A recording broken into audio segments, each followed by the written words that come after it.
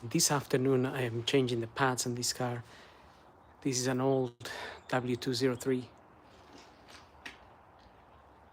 and the rear pads appear to be quite thin looking at them from the wheels, but I will remove the wheels and have a proper look. But I do remember seeing them before and they were a little bit thin. So the first thing I've done is I've opened the bonnet here and opened the brake fluid reservoir there. Just took that out, but that usually goes there obviously, and that comes out. This tank is a little bit on the full side, so I may decide to put a bit of paper around here in case some of this fluid decides to overflow when we push the pistons back at the back, if that makes sense. So when we push the pistons back to remove the pads, the fluid runs back up to the reservoir here. So anyway, that's the plan for today. And signal is a little dodgy. Is I've got some pads here that I need to check is the right ones.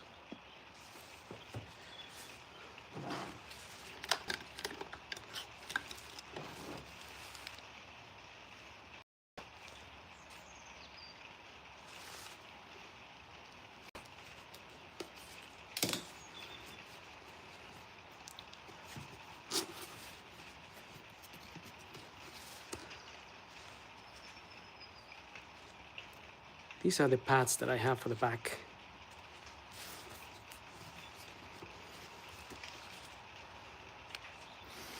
So Brembo, supposed to be a good make as far as I'm aware.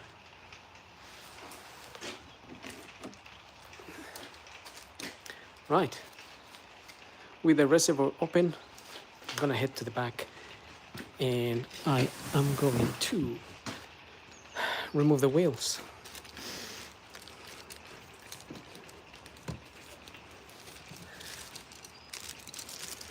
That is the plan for today.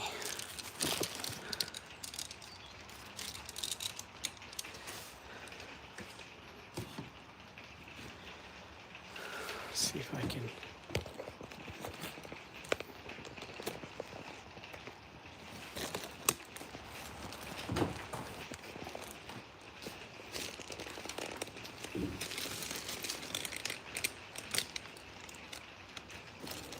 Okay. Let's try and get this to point at the right place.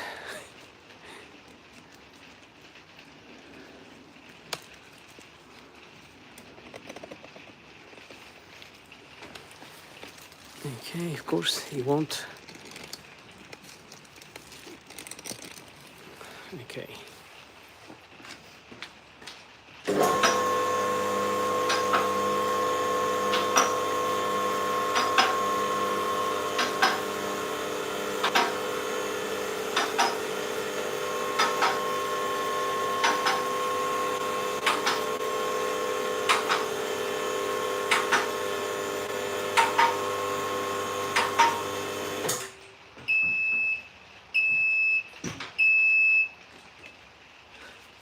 Just securing the lift.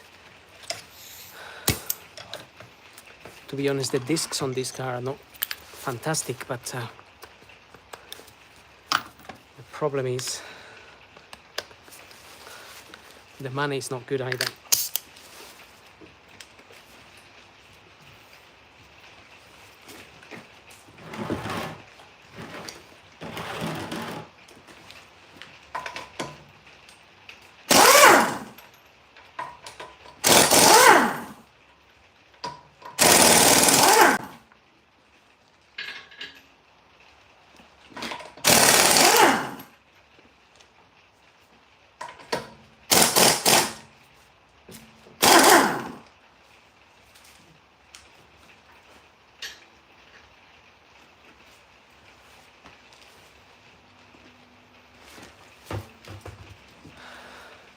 One wheel is out now.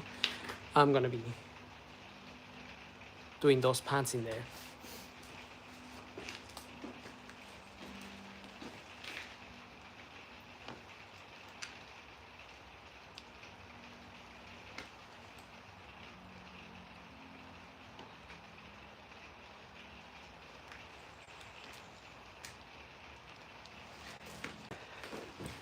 There is a tiny left amount of pad, but if we leave it, it might start, so the metal in a few more, I don't know, 1,000 miles might start rubbing against the disc and damaging the disc. So I'm just gonna go ahead and change them. We'll have a look at I'll show you the pads once they come out of there.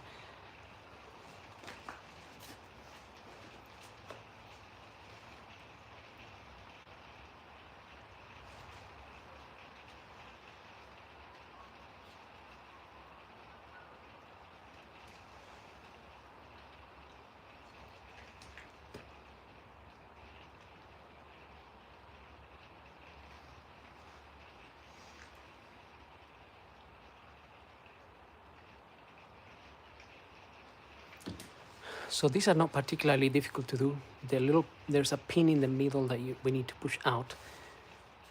And then the pads, there's a spring that comes out, and then the pads slide out. Anybody own an old 2004 C-Class?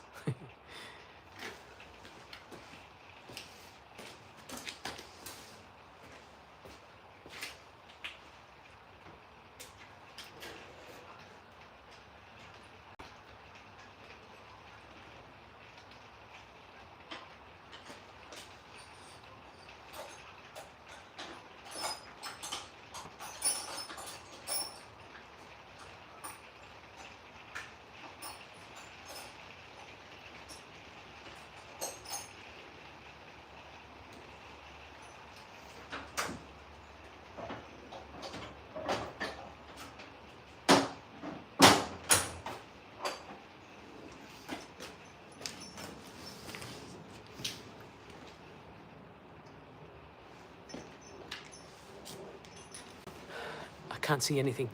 The only thing is we need a very skinny chisel to get into that little hole there. Not that you can't see it, you can see it, but I'll show you in a minute.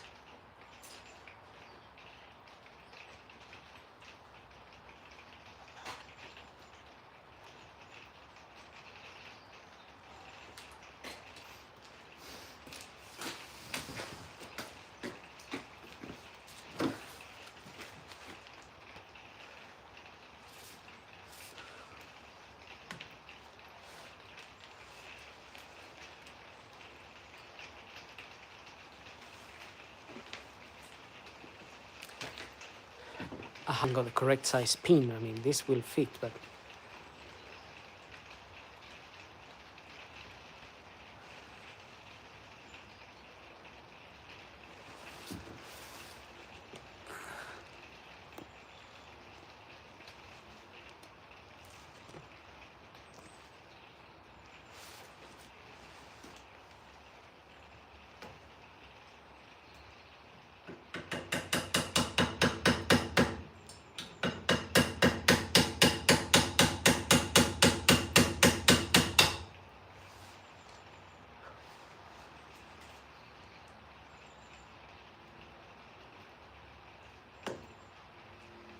it is working.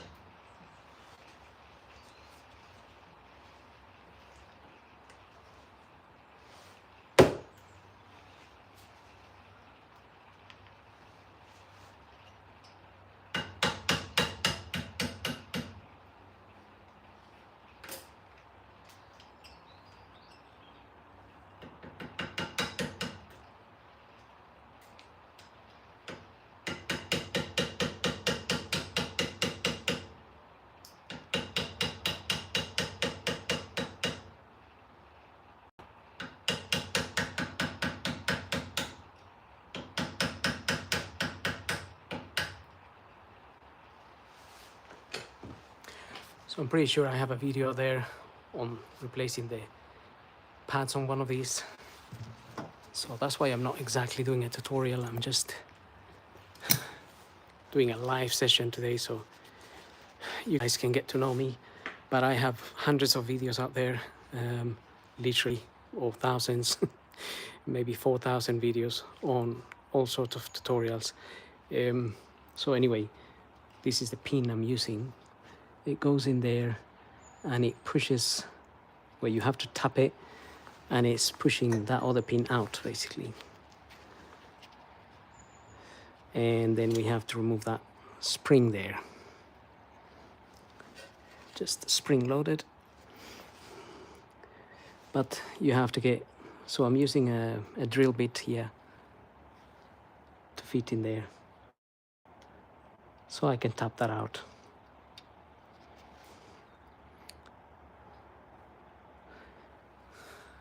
That's what's going on at the minute. I don't think I have a way of putting my camera any closer, but you guys can join me from the distance.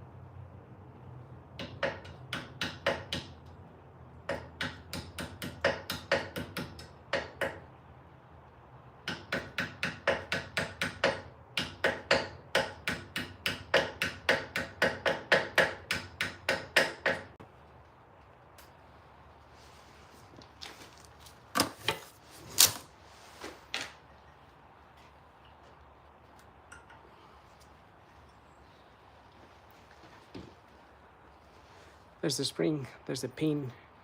We're gonna give that pin a good clean, and the spring as well.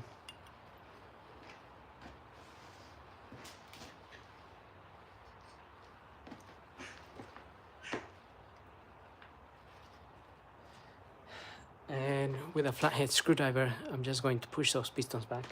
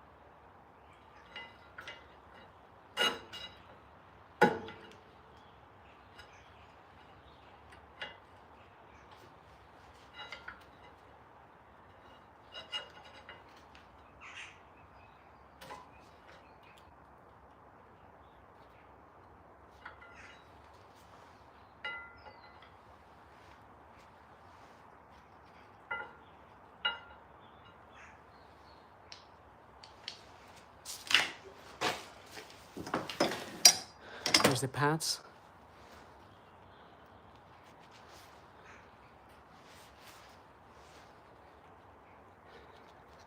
I'm just going to show you in a minute how thin they are in comparison to the new ones.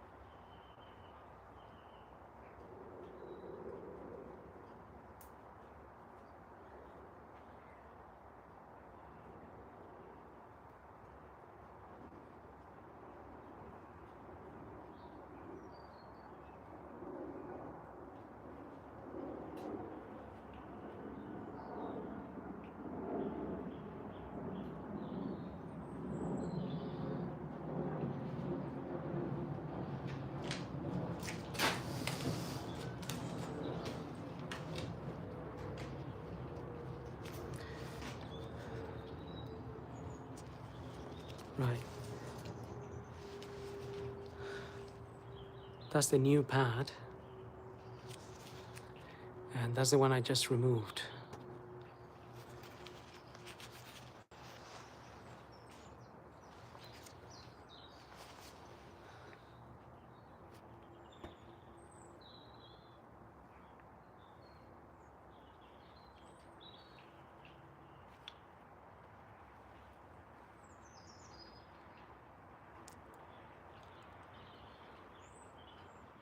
So, although there is still a bit of,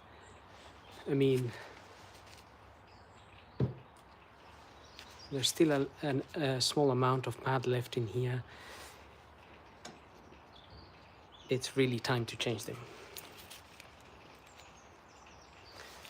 I'm just taking this old plate from there, from the old pad. Gonna fit it on the new one. Just gonna give it a clean though.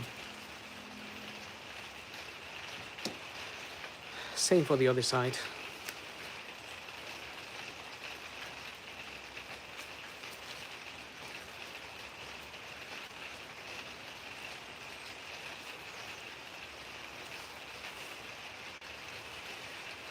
I'm gonna give those a clean and then give these areas a bit of a clean with a wire brush. And I'm using a soft wire brush.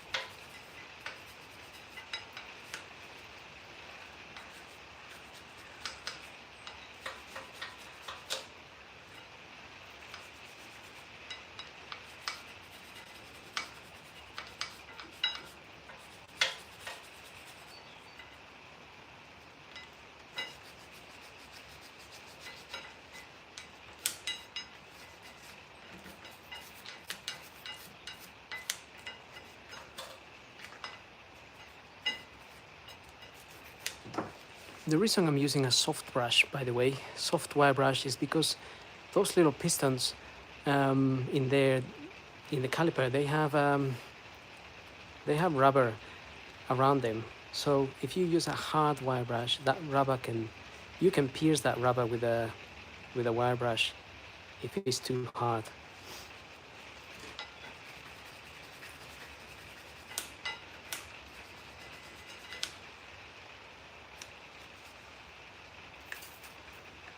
Give it a rinse with brake cleaner.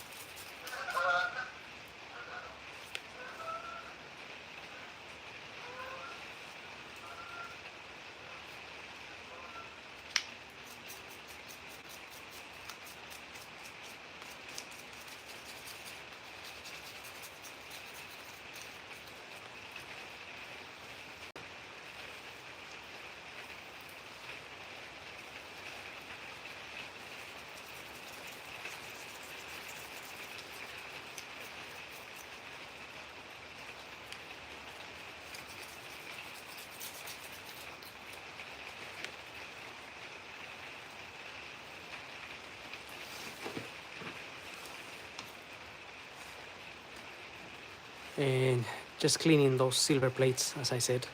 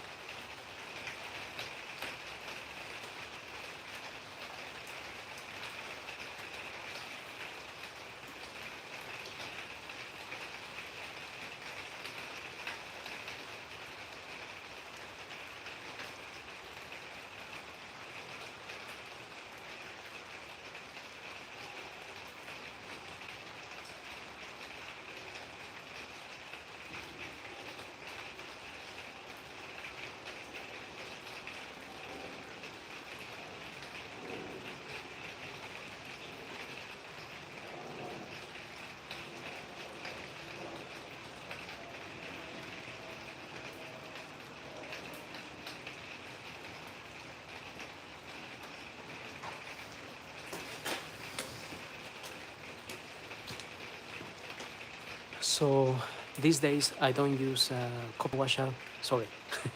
These days I don't use copper grease on pads. I use a little bit of ceramic grease, because apparently copper grease can contaminate the rubber in the pistons and it can deteriorate the rubber. So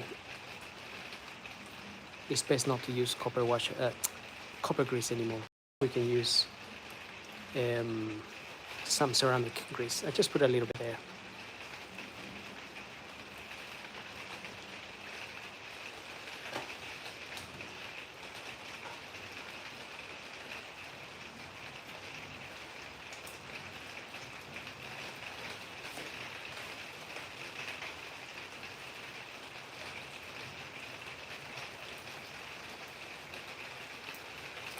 I'm doing this for a friend, so I'm gonna take a photo of the pads so I can show him.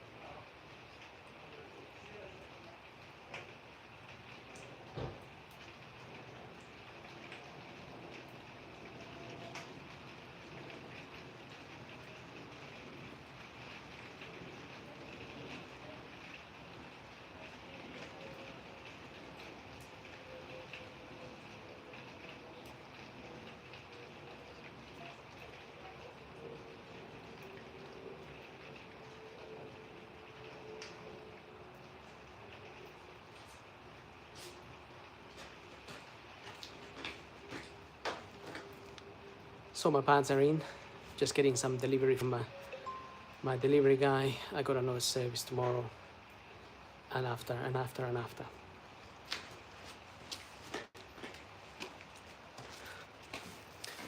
Right, the pin. I'm going to clean this corroded pin a little bit.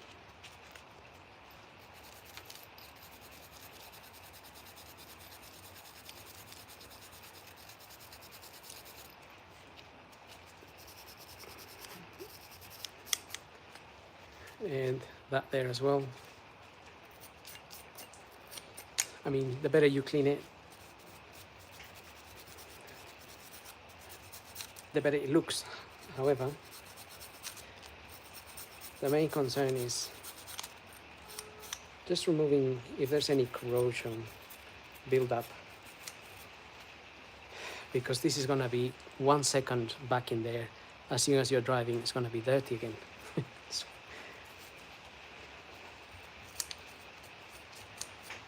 So it's not the dust that I'm concerned of cleaning, but it's mainly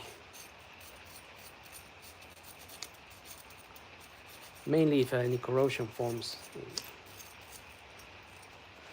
Right, I'll give it a good clean, and it's going to be ready to fit back in.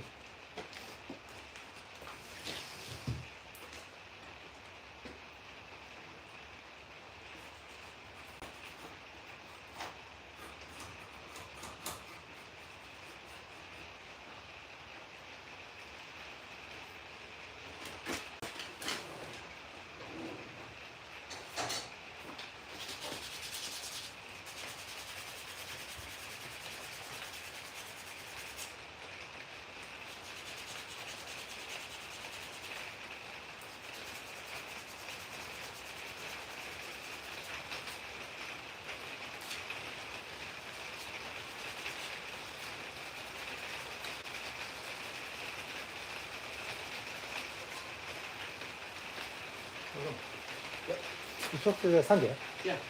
The biggest part here. All filter. Air filter. All filter and filter. Yeah.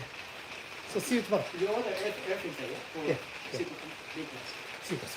C-class, yeah? All right. See you tomorrow. See you tomorrow, yeah. Wow, did you solve it or no? No, I ordered the part.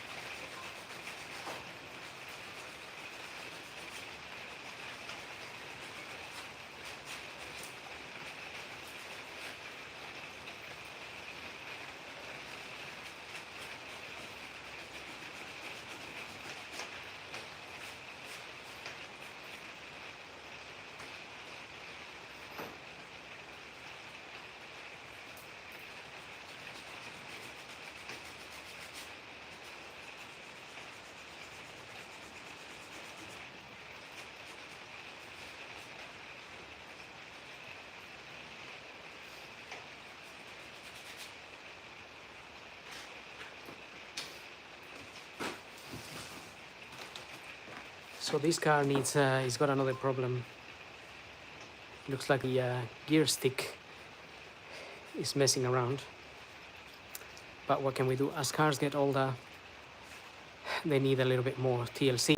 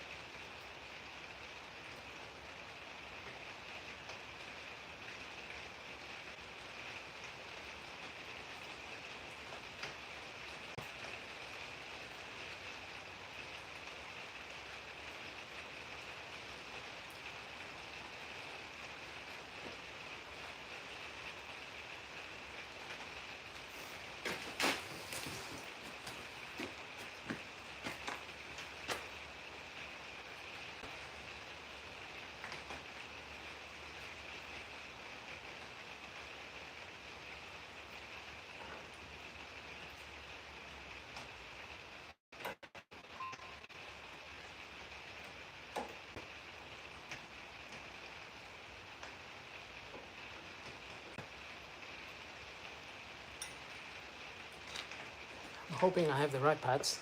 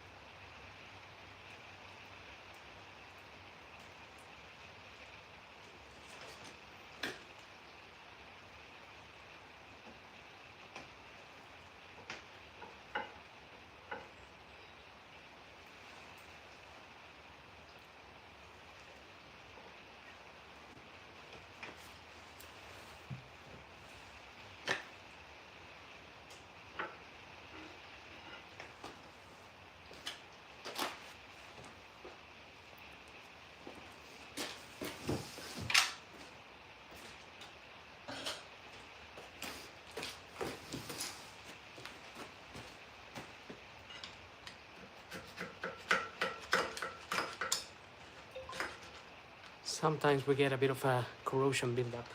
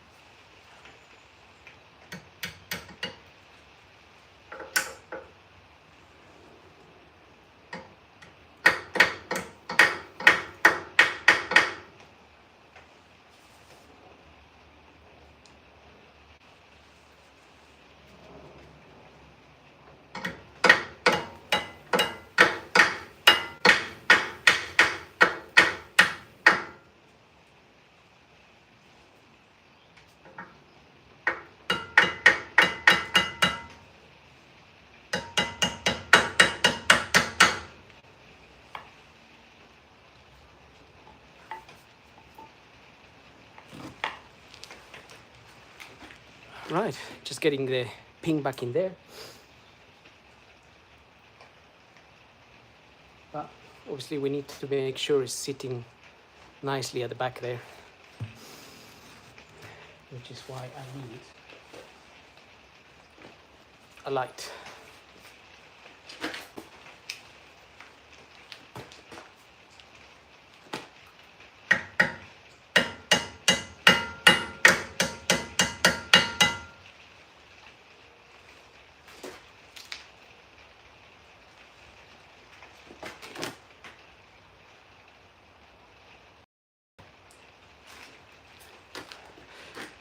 Right, almost there. Just needs to go in a little bit more and we're done. So replacing the pads on the back of the C-Class is not really that terrible of a job.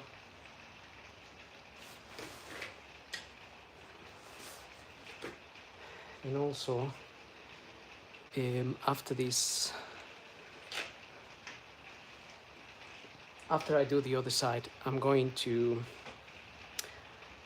change the battery on a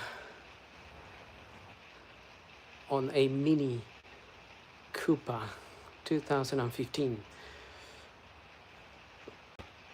So stay tuned.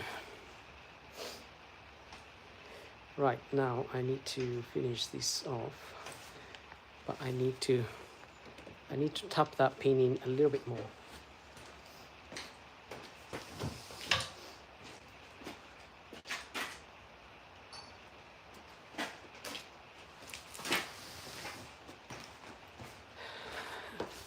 It's raining a lot, it's completely wet out here.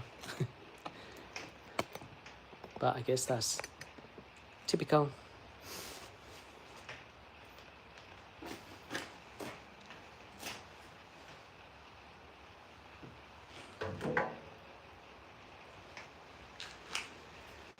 Right, I just need to see the pin.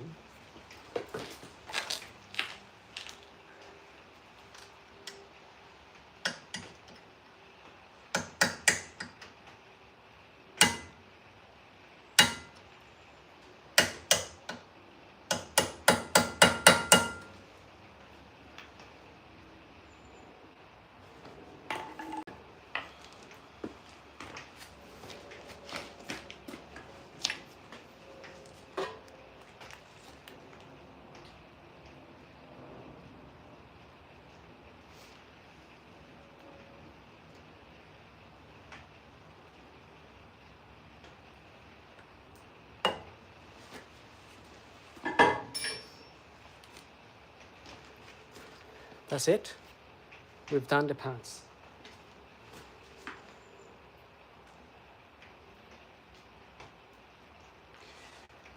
But I'm not going to put the wheel back on just yet. I want to try and see if I can do a little bit of bleeding here of the brakes.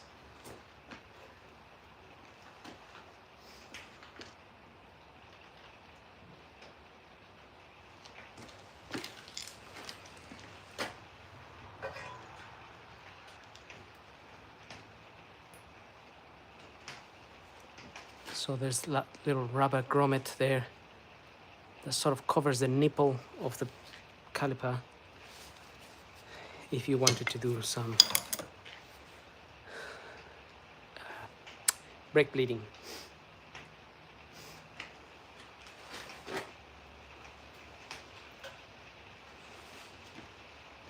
Right, I'm going to go and do the other side.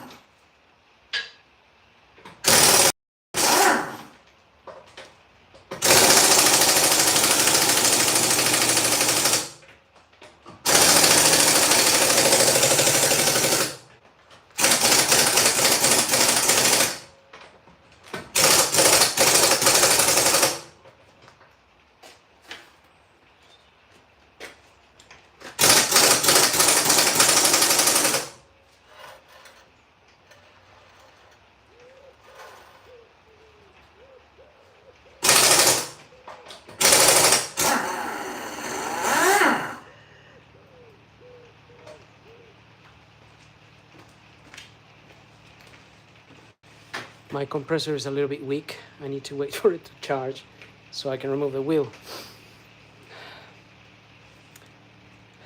Pain in the neck, but that's where I am. I'm on the other side doing the other wheel.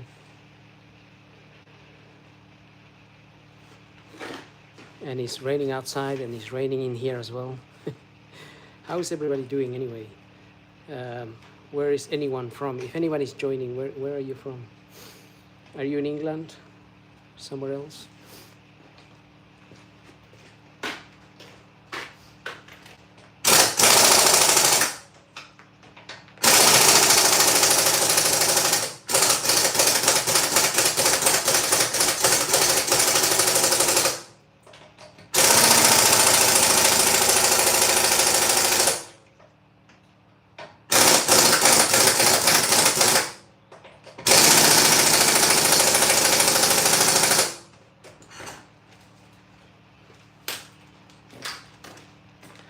Don't think that's gonna work.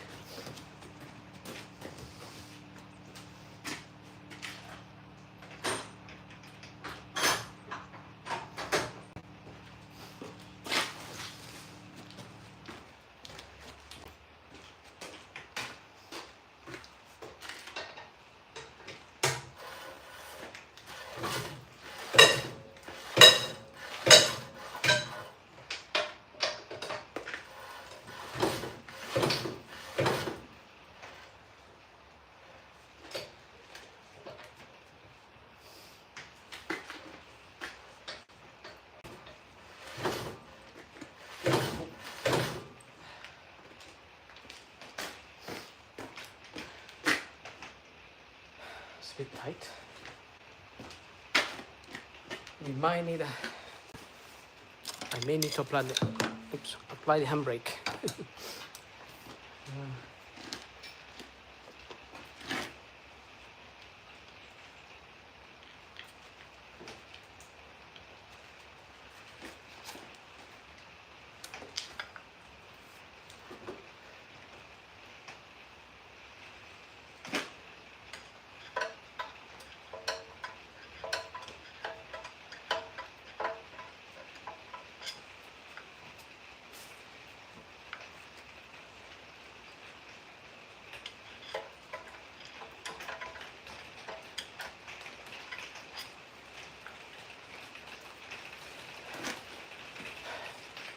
Through there you can adjust the handbrake as well.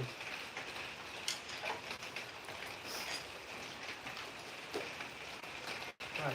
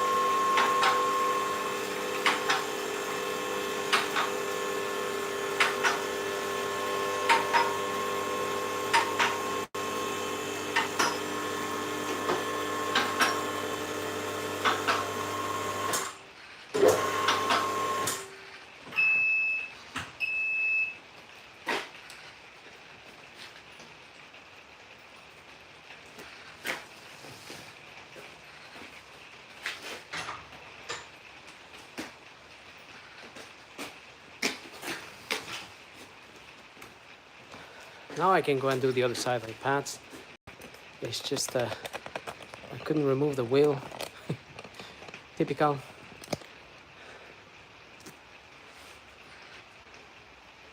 Typical.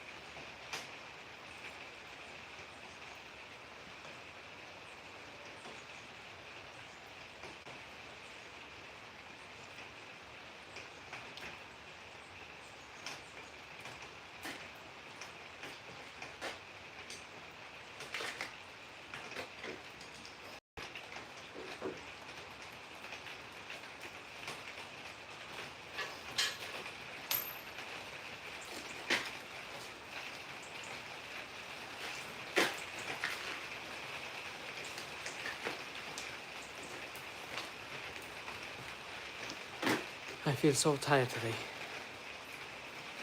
I should go home.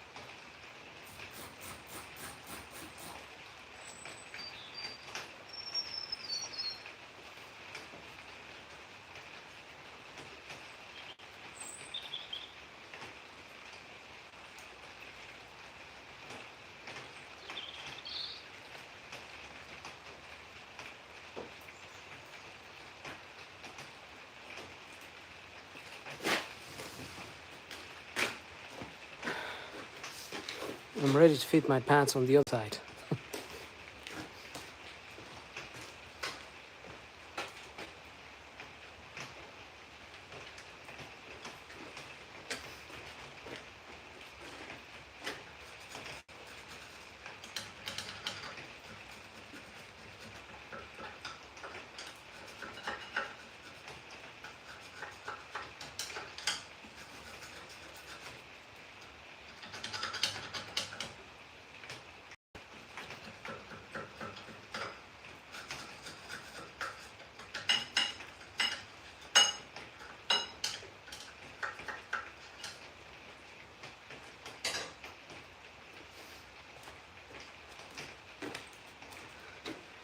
What's everybody up to today? Wherever you are. I lost my wire brush. I don't know why that happens when you're working with something. You put a tool somewhere and it disappears.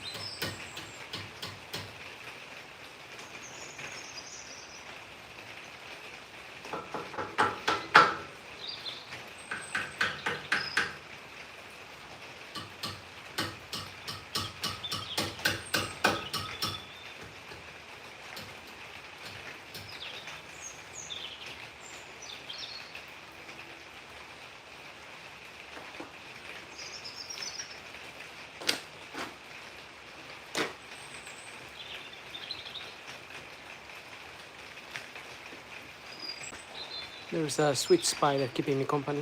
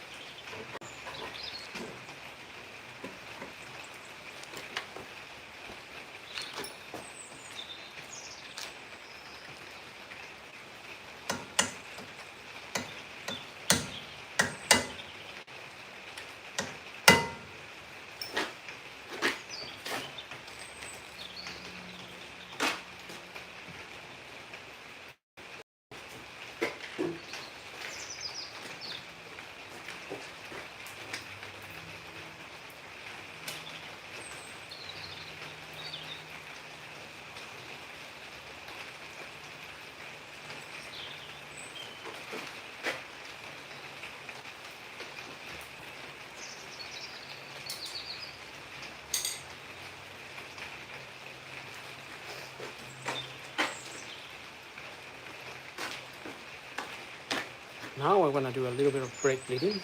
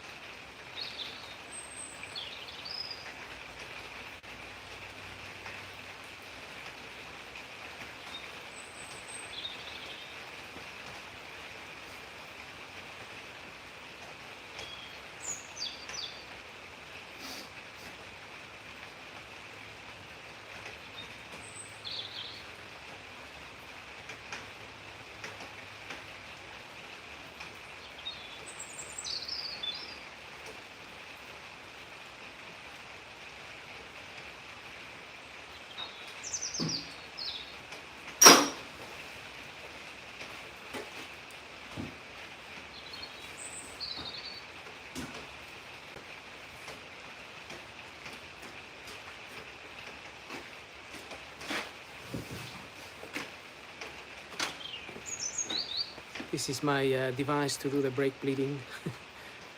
So that goes to the nipple of the caliper, and this other part of the hose goes into there. So because I'm doing it alone, as I pump the brakes, the fluid will come out, but it can't suck air. It can only suck a little bit of fluid back. But as you pump it a few times, obviously you start cleaning the system.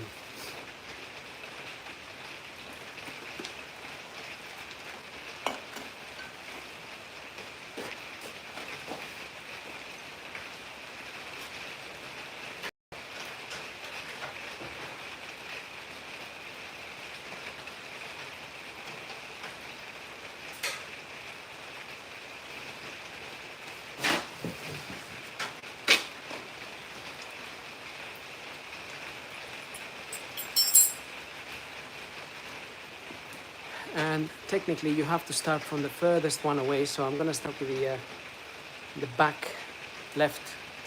In this case, in the UK, the driver's side is on the right, so the furthest one will be on the left because my reservoir is on the driver's side.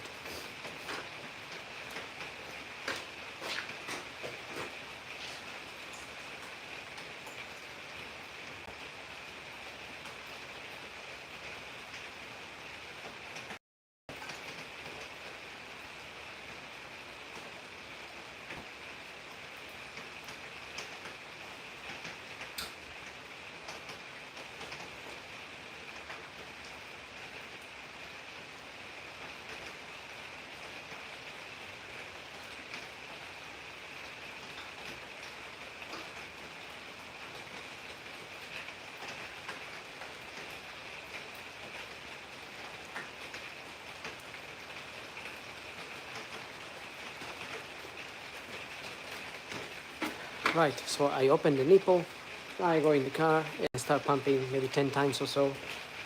We have to make sure we top up the brake fluid reservoir.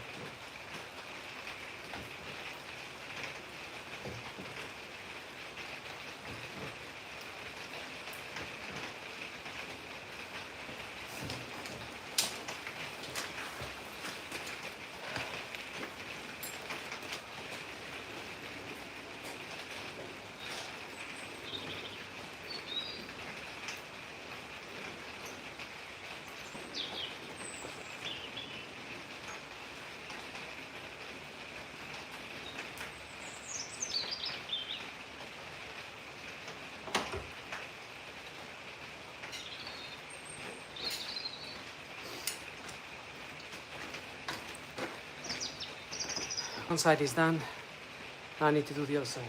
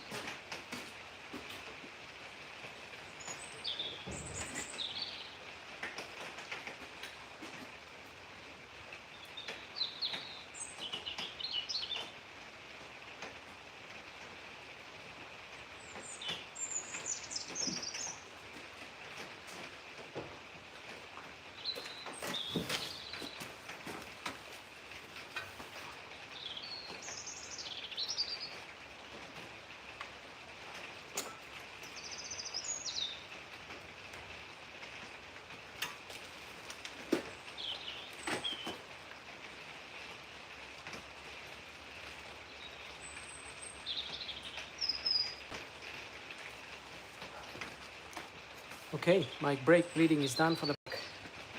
Now I can put the little caps back on.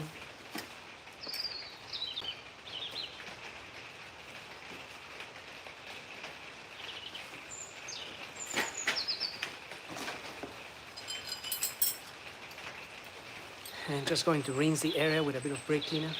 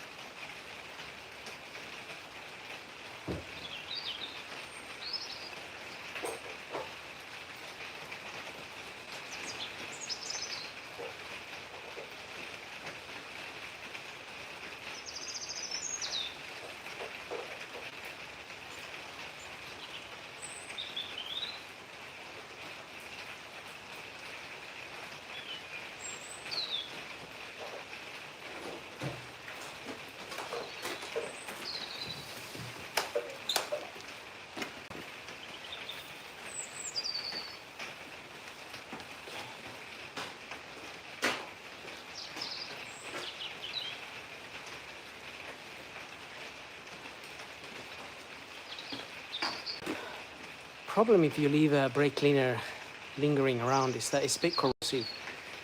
or really corrosive, so it will start corroding your caliper if you just leave it, obviously, without cleaning it.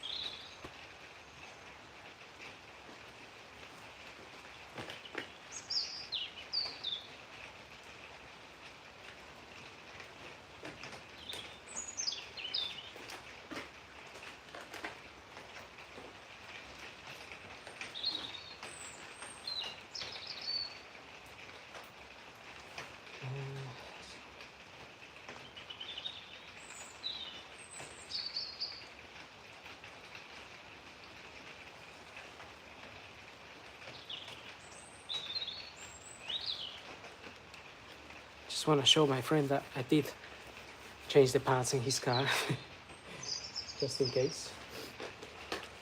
I'm gonna put the wheels back on.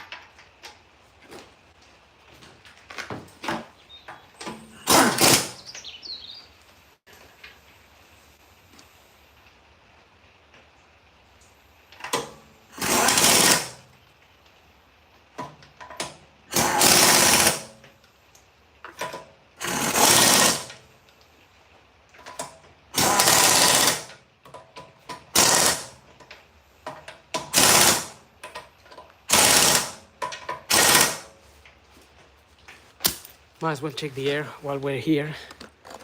So my friend didn't want me to really change the pads because he said he can't afford them to do them at the moment. However, since they were quite thin, I just thought I'll do them anyway, and I'll just tell him obviously that he doesn't have to pay me straight away. He can pay for it later.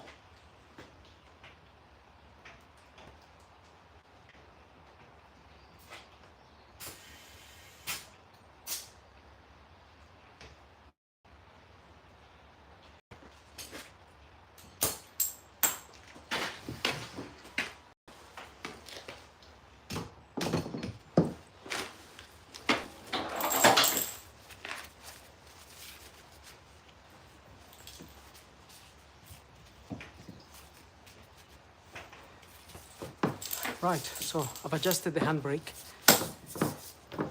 In a Mercedes, it would be the foot brake, but it's technically a handbrake. I changed the pads and got the wheels back on and did the bleeding as well. So obviously I don't think I'm going to be charging my friend yet because he can't afford it at the moment. But the main issue the car came in for is a different reason. But the pads were, the last time I saw the car, they were very thin. And if I don't change them, they're going to start damaging the discs. And then he's going to have to even spend more money on parts and whatnot. So, well, anyway, I will tell him that he doesn't have to pay now for those pads. The issue with the transmission is that the gear stick module, it's not reading the correct gear.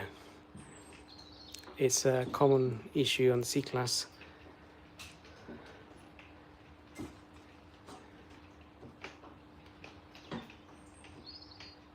Right, car is down. If you're only doing the pads in your car, don't forget to, the first thing to do is to pump the brakes after you replace them. Make sure the pedal is nice and hard. Then you can go to the reservoir and close it. This car, I actually have to do the spark plugs on this car as well. That's the other job. But so since I did the bleeding anyway, the reservoir is up to there. It's nice and full. It's not exactly full, but that's because the pads at the front are a little bit low as well. But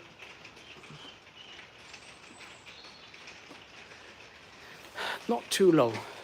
They are okay. So technically speaking, I could add a little bit of brake fluid here.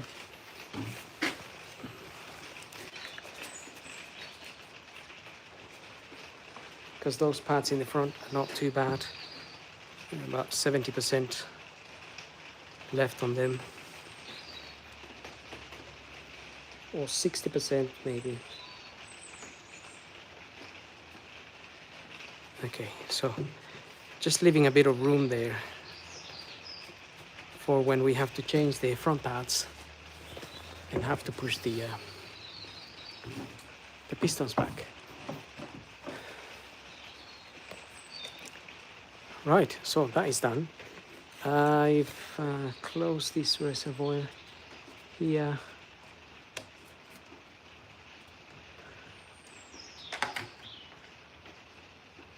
Close this cover.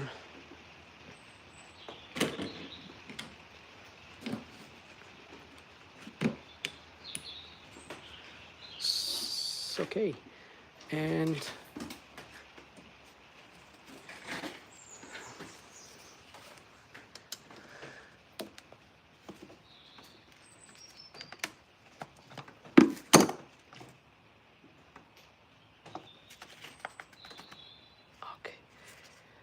the oil filler wasn't closed properly. So I noticed that because obviously I've been working on these cars for a long time. I guess he must have opened it, I mean my friend, and I saw it closed like this. But this particular cap, so obviously if you open it, these are a little bit hard to open, by the way, so that's why I'm using the pliers here. But if you open it and you want to close it, you need to close it all the way like this, so it's in line. If it's a little bit like this, then it's a little bit open, and that can allow some air into the system and make your idle a bit rough. The other thing with this C-Class, this model, is that these tend to leak oil, and they start leaking through the, well, you can't really see anything. I need a light so I can show you. I mean, these are good cars. They are really strong. They can go for a long time, but they do need their maintenance. So you can see the leak, the oil leaking out of those. The oil leaks, and also it leaks inside of this cable connection and here. And what happens with that oil, funny enough, it travels through there and it comes into the ECU, which is sitting right there. So it's pretty amazing physics, but that oil travels through the wire to the wiring loom, and it goes to the ECU, and then it starts accumulating in the ECU, and it causes a few shorts and things, some fault codes and whatnot.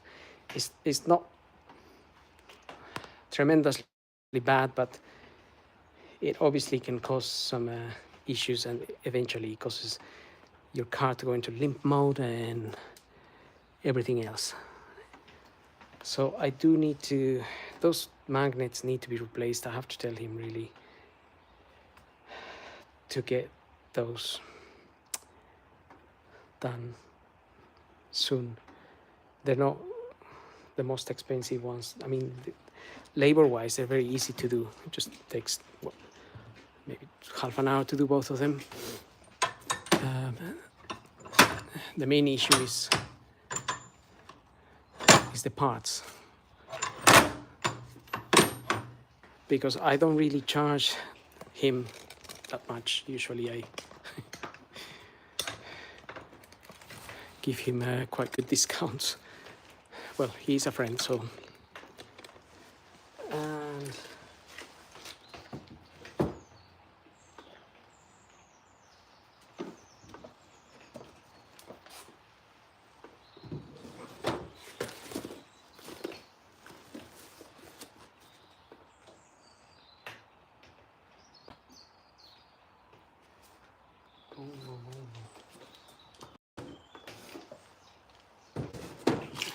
I got something here for a Volvo. Don't know what it is.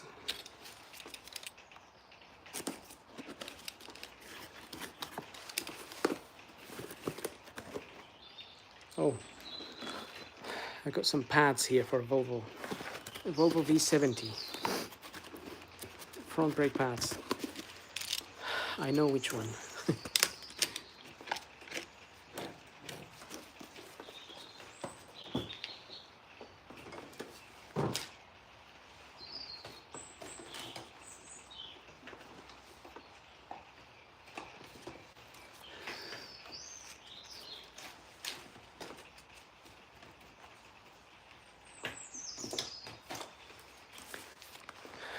These are the spark plugs for this car. I also need to change those, and again, doing the plugs on this car are not really the worst. They are fairly simple, and maybe I should do them today as well, because when you have a bit of time, it's best to take advantage, isn't it? So this is the NGK ILF R6A. Those are the plugs that I have. Right, let's have a quick look. It's 5:30. I've got half an hour.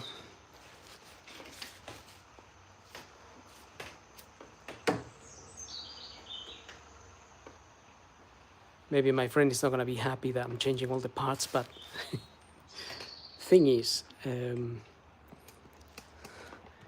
I may not have the time later in the months. Plus, I already paid for the pads at the back and the plugs last year, so these parts have been here for a year already. So waiting till he pays me for another few months or another year, it's not gonna be the end of days. And therefore I might as well do these plugs today. So I got this 16mm socket for the spark plugs.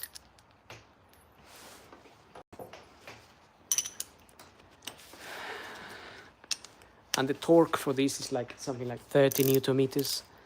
It's not more than that.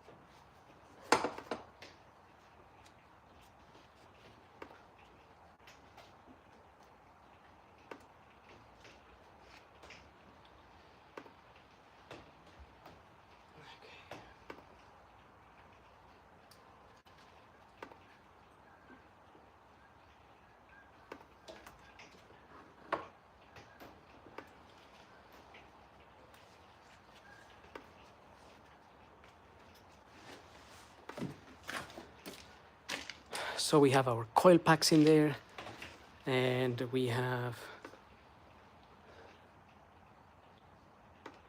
just need to take them out.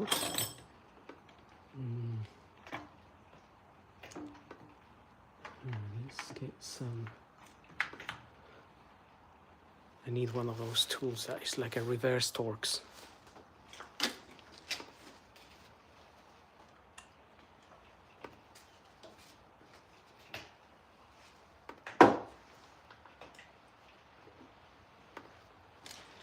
And I think I already have a video on this, changing the spark plugs on one of these, so you can have a look.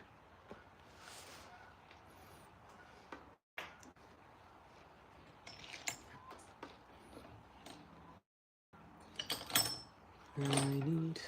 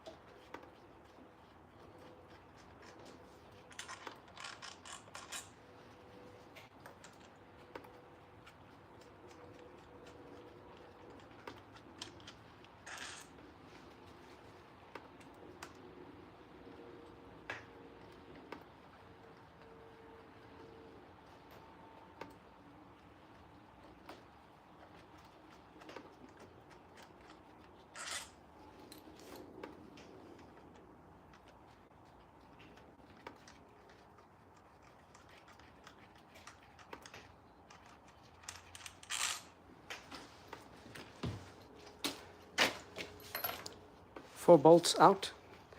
Those are the E8. So like I said, like a reverse Torx.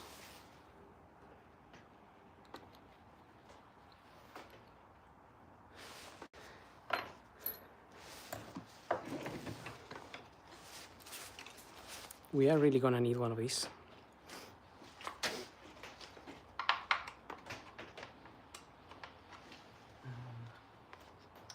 Actually, there is two of those on each plug.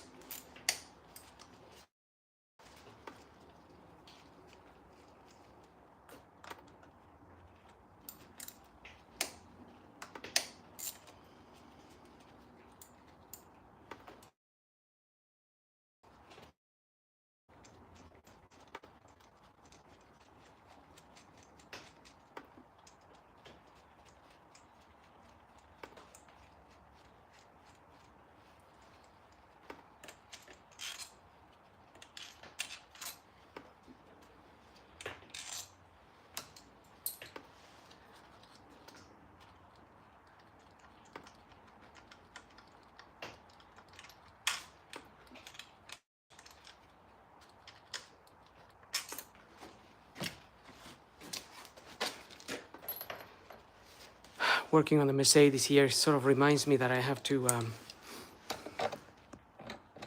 do my CLK. Right, we can come a bit closer, or even maybe switch the camera for a better camera there. So I have my CLK I need to work on. I don't think there is much, only problem here is there's not much reception.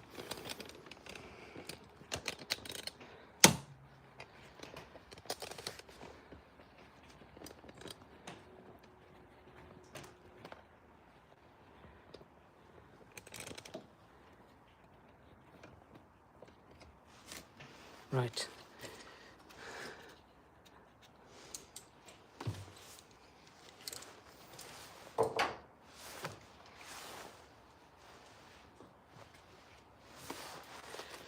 So, yeah, working on this car sort of reminds me I need to work on my CLK. I've been doing the seat, sort of, there's a bit of oil on that coil, but that could be due to the fact that sometimes when people top up oil here, it kind of goes around. If you don't get it straight where it's supposed to go.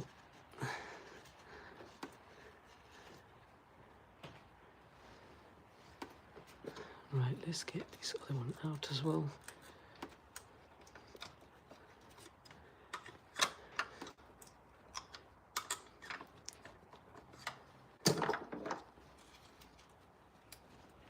These usually come out fairly easy, so don't need to, if it's not coming out, it has to be a reason. So.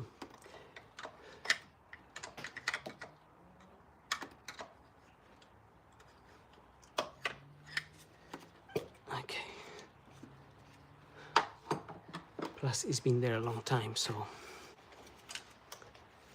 So the thing is, under the coil, or well, not actually not on this one. If you press the sides here, you can pull this connection out. So this clips on the sides.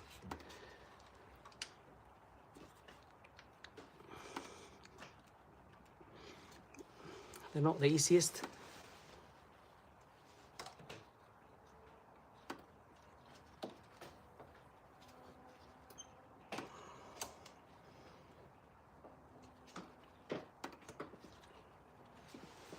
But they are doable.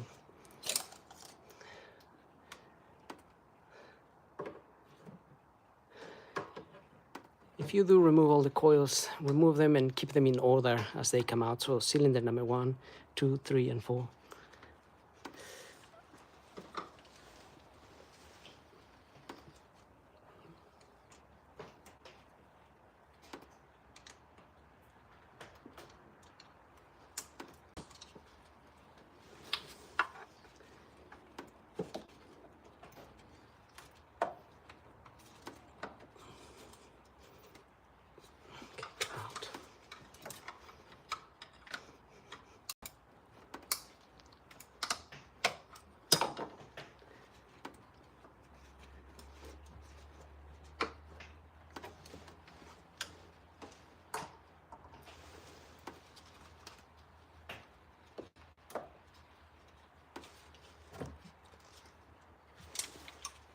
As far as I remember, we may have to unclip this here just to give us a bit of room.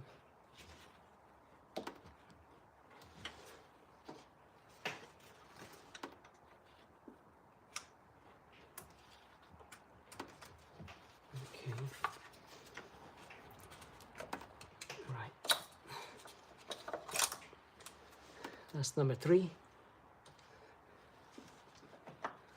And number 4 is not the hardest for sure.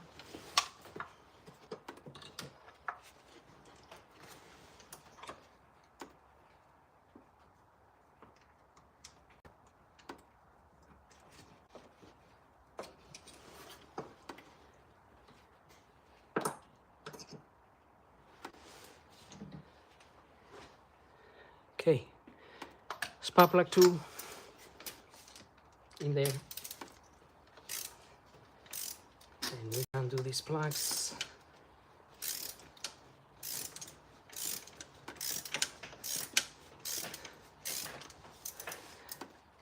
I do remember doing one of these a long time ago, and it had, so water had gone in there and the plug became really corroded, and it was so hard to remove.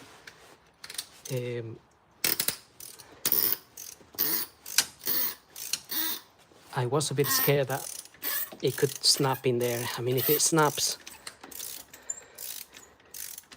that would be a bit tragic, because how deep they are, and having to drill it out or something like that. Usually they're okay.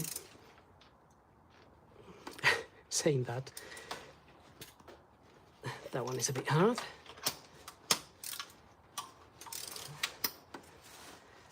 So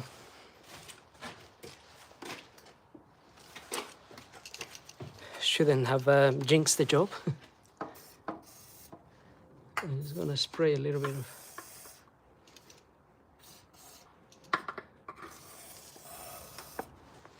like WD-40 there.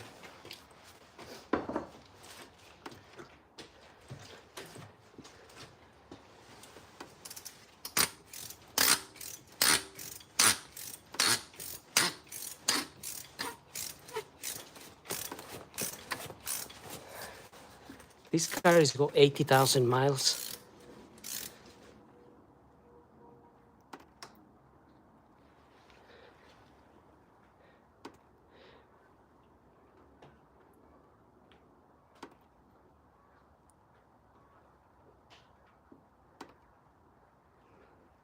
Oh, hi Nathan. You did the V-belt or auxiliary belt on the one. Okay, that's good. Oh, I'm glad you done it.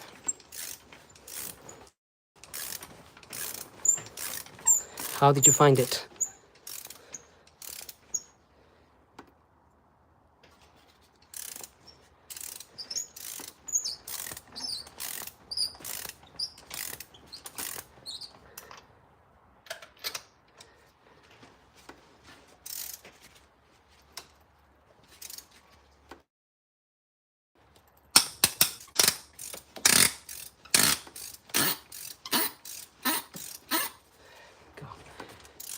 That plug was worrying me. It was a little tricky, but got there in the end. Yes, you know, with working with cars, I think it's key to patience is the mathematical key. Because like just now, this plug here was giving me, it was really hard to undo it. And you can lose your cool and then you snap it. Luckily I didn't. I do have a lot of patience. I've been a patient all my life, as in medically. I spent most of our life going to a hospital. So I had to learn the skill of being a patient. So now I'm very patient.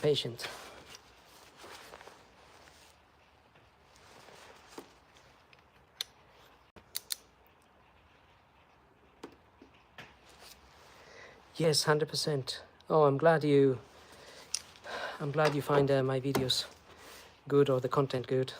Just really trying to help everyone out there.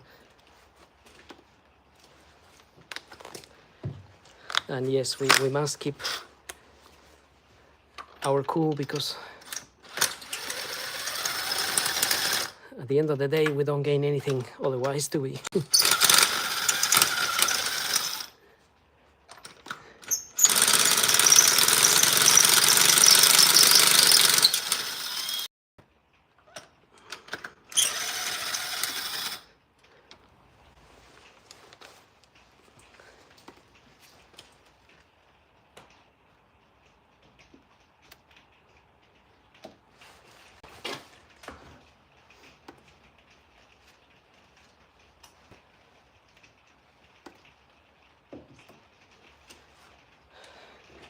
So what year is your car?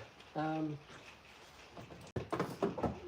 W176 is the A class, right? Is that the new? Okay, look at that plug. Got a bit of oil, but that oil is coming from the topping up there.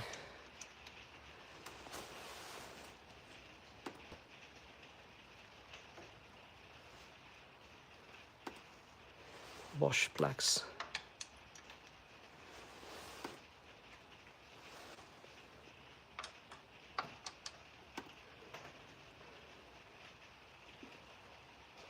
You have all the tools, which is good. Yes, having the tools is key. I think there's a few jobs on the W176 that can be a bit tragic.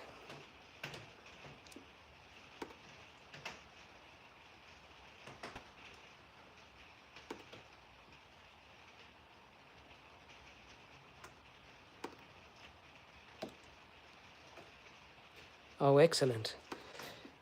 Yes, so really good. The A class.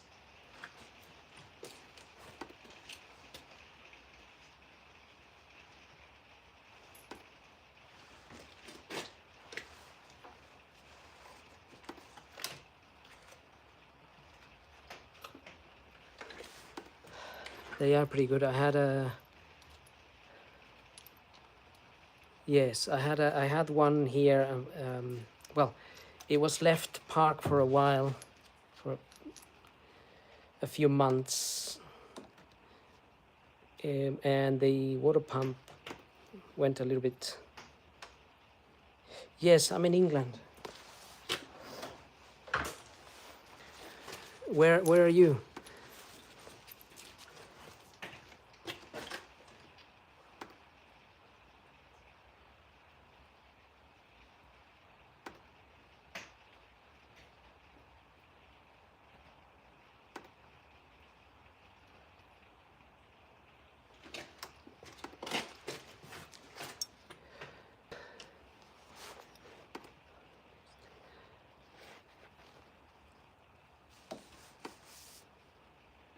Oh yeah, DPF issues are dramatic. They get blocked and whatnot, and then they cost money to get changed and everything else. You're in the northeast? Oh, okay. I am in London. Well, yes, I am in London. So I just put a little bit of anti-seize grease on this. So hopefully next time they don't come out the way these other ones came out. You don't know which car to upgrade to? Thinking about cars.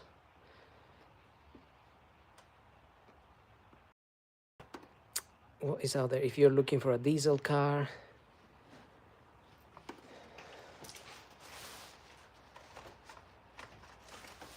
diesel or petrol? That's the question. Or electric. The thing is, with electric, there isn't much infrastructure yet, is there? It's a bit touch and go that yet.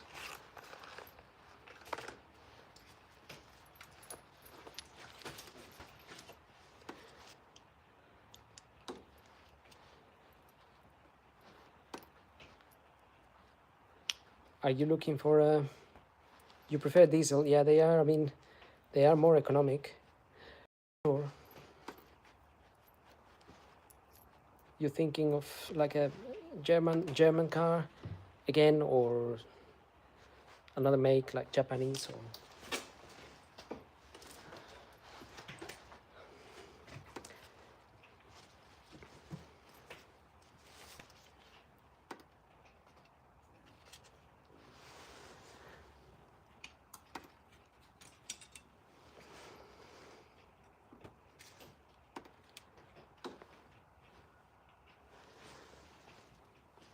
Actually, I'm gonna take another photo.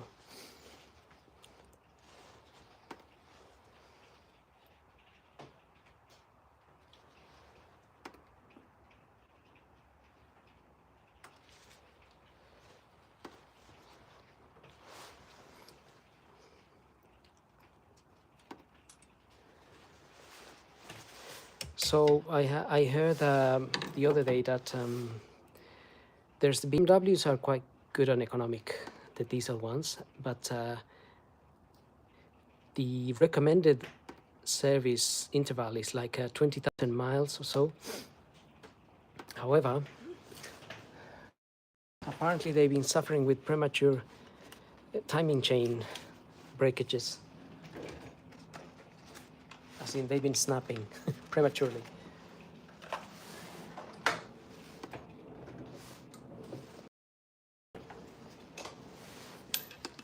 Due to not changing the oil more often. So even though the recommendation is like 20,000 miles, it's too much. And so the guy that gives us, provides our service parts, came around the other day and said, you should change the oil in the engine on the BMWs every year, and not 20,000 miles, half, like 10,000 max, if you don't want to suffer with timing chain issues. And apparently on those models it's a bit of error because the chain is not even sitting, like this Mercedes is in the front, on the newer BMWs is on the back, which means you have to remove the whole engine. So, I mean, I guess as long as you change the oil frequently, then you're gonna be all right.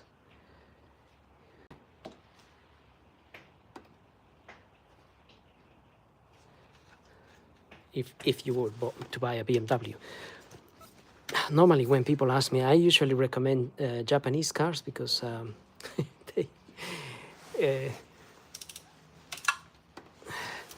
there's no chance of me recommending you a bad car when I say buy a Toyota. It's gonna be a good car.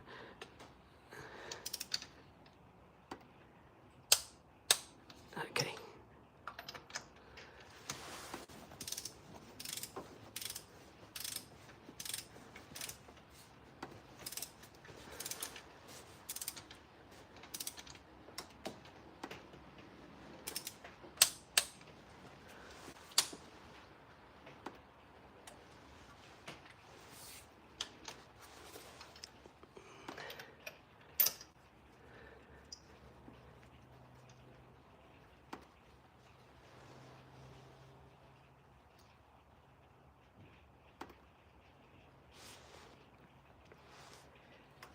Renault and Seat, yes, not really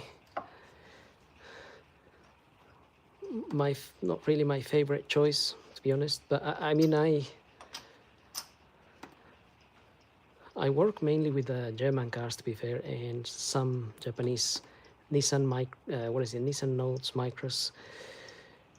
But the thing is, obviously, the difference in drive is huge, isn't it? Like if you drive a Nissan Micra and you drive a Mercedes C-Class or a Mercedes A-Class, there's no comparison, isn't it? Like the Mercedes are so much quieter and everything else.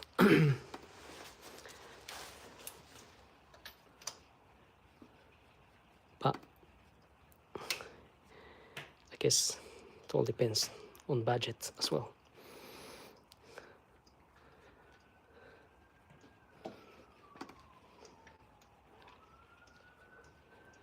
I do like Mercedes, to be fair.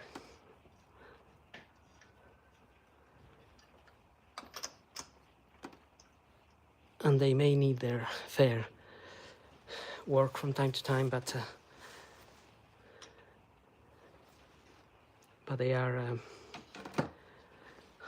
nice to drive, they handle well.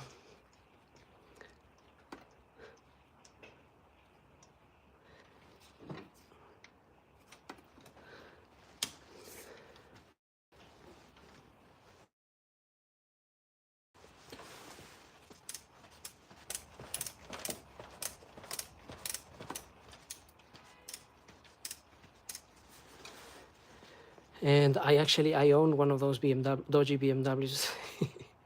Although I've been servicing it every year and it's actually okay, but fingers crossed. It's an X3 diesel.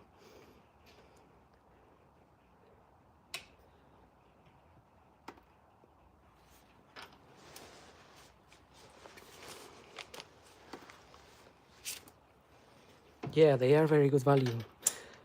How about, have you thought about a GLC or a GLA or a B-Class? Are they too big for you? The GLA looks nice and sporty.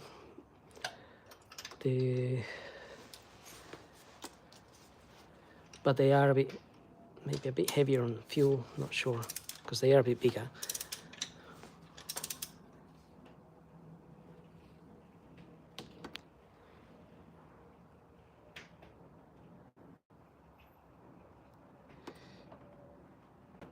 Get an X5. Oh,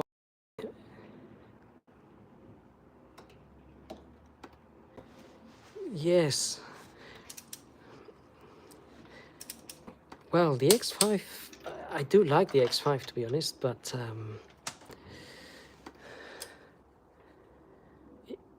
it can be, well, I don't know. Economy-wise, maybe not so much economy on an X5.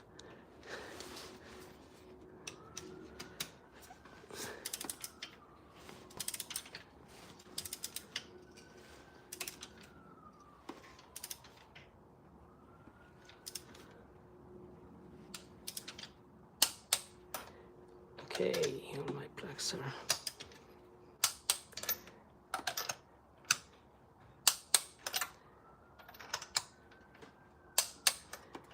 Cool.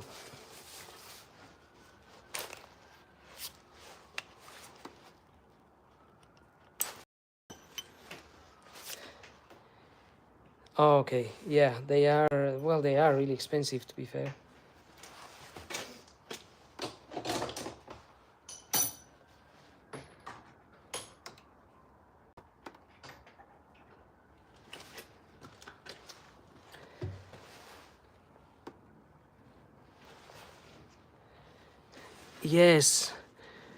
Yes, that's true. I mean, funny you should say that. The other day, we had a customer. One of our customers bought a Mini from us, and oh, cool. Yes, I'll tell you the story next time about Copart. But to cut it short, basically, the car that got a bit of damage, and the insurance company wrote it off, and it was literally nothing. It was just a scratch on the wing and the door. I don't know why they wrote it off, and they sent it to Copart. Cool. Yeah. So yeah. So the car was written off from a scratch on the wing and the door. I don't know why. It was a Mini Countryman.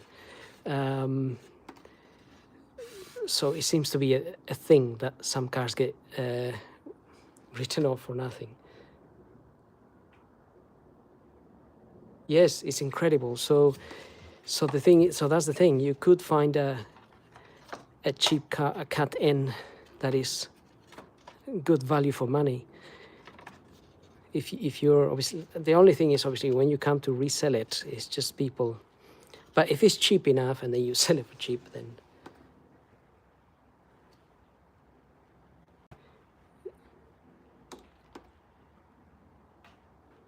yeah, they deem it uneconomical.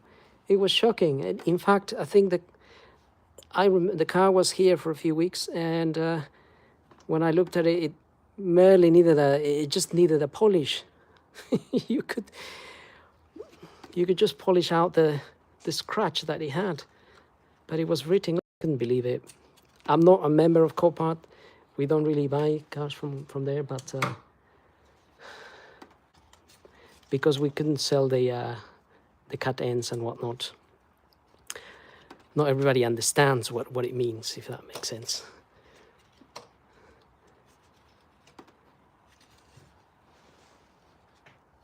Yeah, somebody had an incredible day. Very much so. I wonder how much they sold up the Mini for.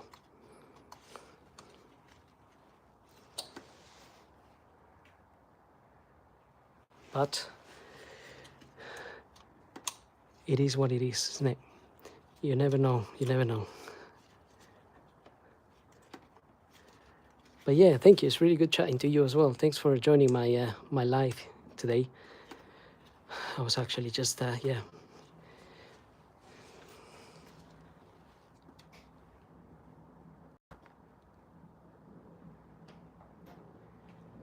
Yeah, exactly. You could have it on the drive for as a project. What do you do for work? Yes, exactly. We have to keep smiling. That is the key.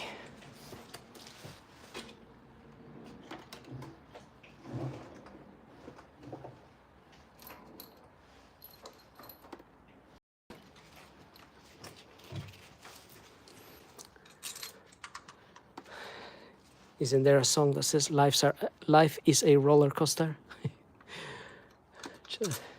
So it's gonna have ups and downs.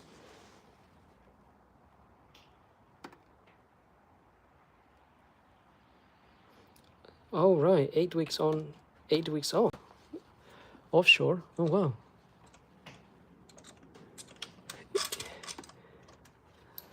Sounds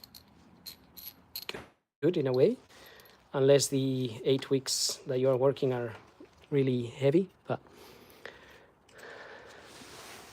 otherwise it sounds nice in a way.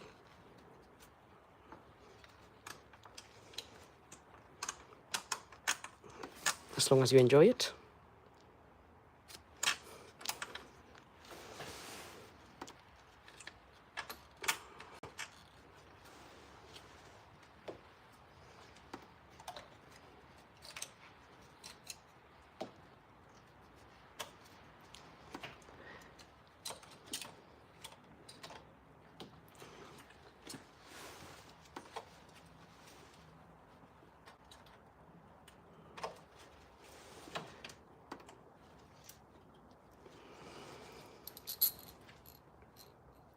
See you next time. Thank you for joining, mate. Appreciate that, Nathan. Stay cool.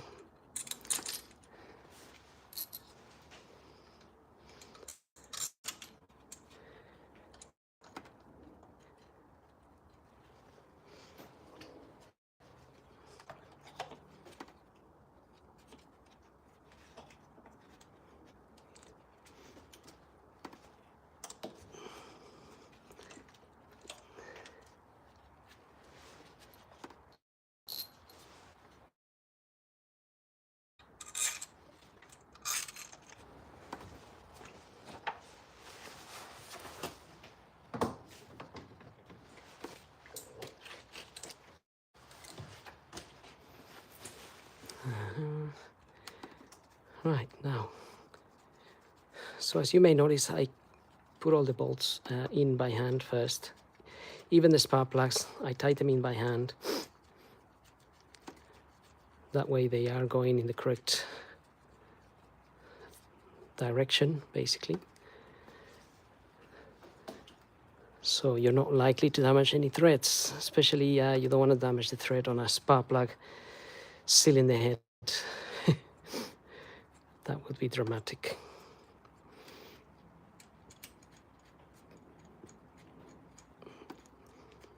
I don't even want to imagine. I mean, maybe there are tools to rethread spark plug threads, but I mean, not spark plug threads, but still in the head.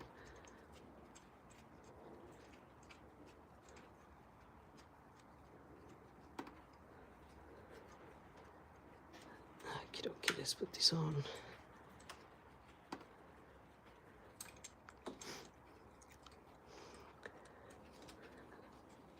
And again, these little bolts, I mean, these bolts are so thin. They're very delicate, these ones.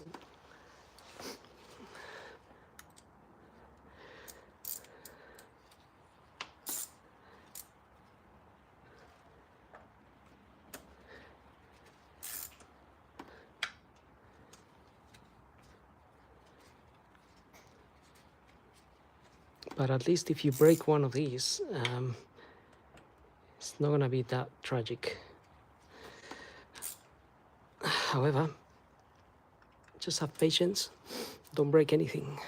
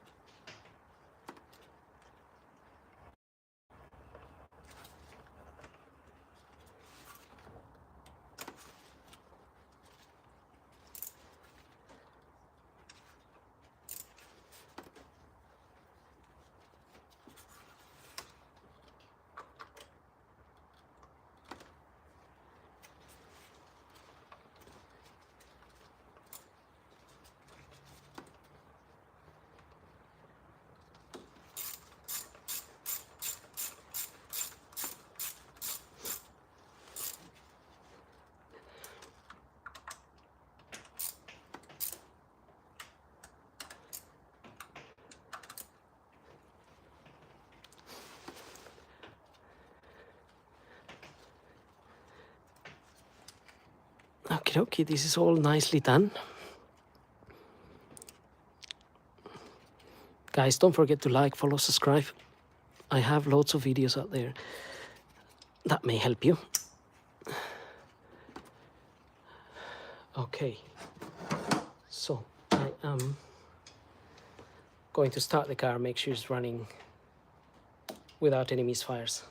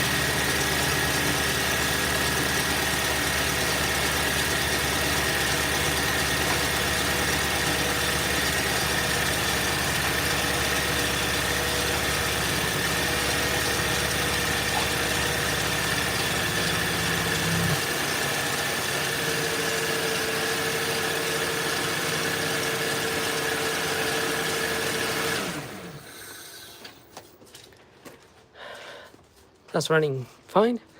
I'm just going to put some grease on these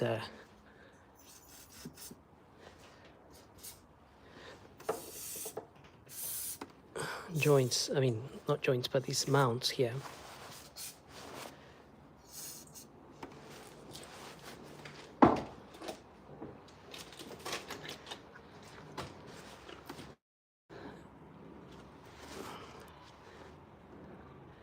Because that way, next time, those little plastic things that go in here,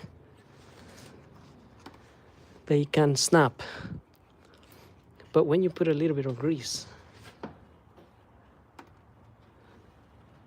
on those pins and the mounts there, next time you do it, it's perfect.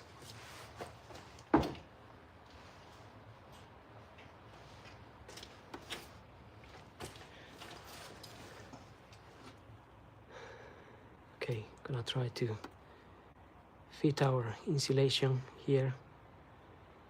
It's all falling apart, unfortunately. But you can only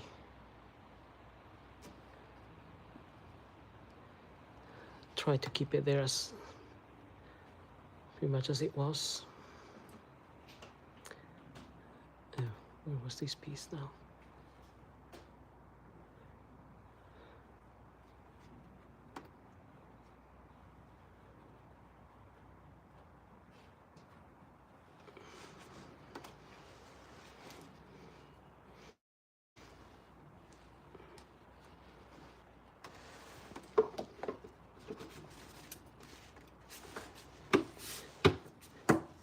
suppose we could buy a new insulating piece for the cover here, because obviously with heat, the amount of heat that is generated, it dries that there. So anyway, our plugs are done, brakes are done. So all the jobs for today are done. It's now 6:20. Time to go home. It's dark, it's raining, it's cold. There's smoke coming out of my mouth, and therefore it's time for me to have a break, have a Kit Kat. But as always, thank you everyone for joining me. Don't forget to like, subscribe.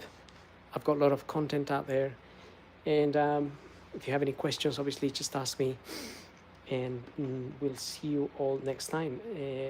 I might do a live tomorrow on the Mini that I'm working on tomorrow, if I can. Otherwise, there might be another live video I can do on this car, because I need to change the gear shifter. Again, because I changed it last year. I do have a video on it, by the way, if you have any issues with the transmission gear shifter. So this time around we could do a live and just hang out. That's why I do my lives, by the way, just to hang out, and not exactly to give you a tutorial. Today I had a lot of spider friends keeping company as well. There is that one there.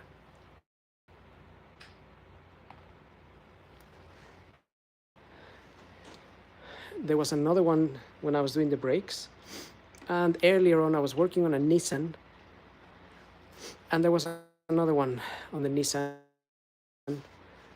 Obviously let them be there. They're just little spiders, unless they bite me, but I don't think they want to bite me. Anyway, guys, talking too much. See you all next time. Bye bye.